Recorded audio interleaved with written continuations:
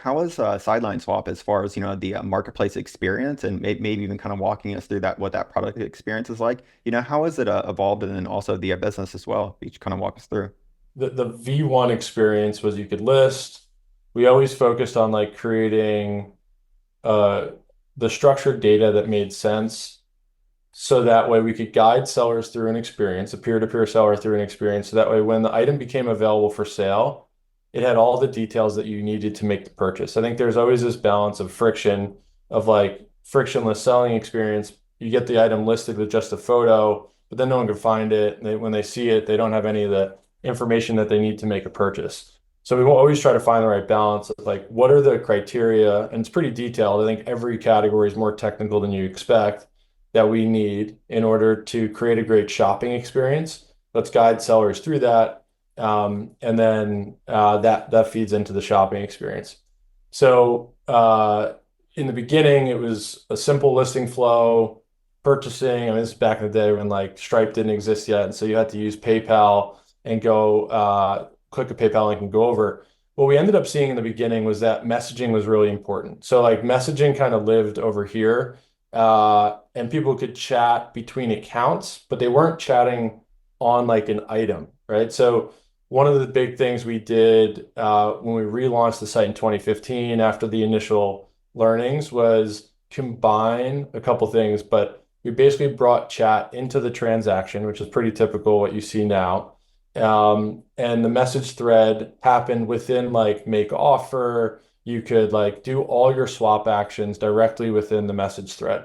That allowed people to answer questions that they had to get comfortable buying used equipment.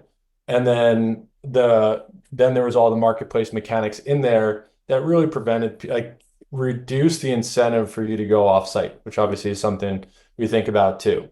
Because like you already had the chat, you already negotiated, you make your offer, and now we provide prepaid shipping labels to every seller. And that payment sits in escrow with our buyer guarantee. So the payment is made by the buyer, seller gets a prepaid shipping label, and then the seller can see that they've been paid. They don't actually receive access to the funds until the item's been delivered. So we track the item through shipment. That's our buyer guarantee. The buyer has 3 days to open a dispute if something's not as advertised. And then the funds are released to the seller. And that ensures buyers always get what they ordered and sellers always get paid with as little friction as possible around shipping. We do a lot of other stuff too. Like on the shipping side, obviously shipping things can be challenging. You think about shipping golf clubs or skis, and so we know like baseball bats fit in a certain size box. So like we map every category to a shipping parcel size. We kind of set those by default. We do a lot of things around pricing guidance because of all the structured data we have. We've gotten really smart around pricing and shipping. And so that streamlines a lot of parts of the seller experience as well.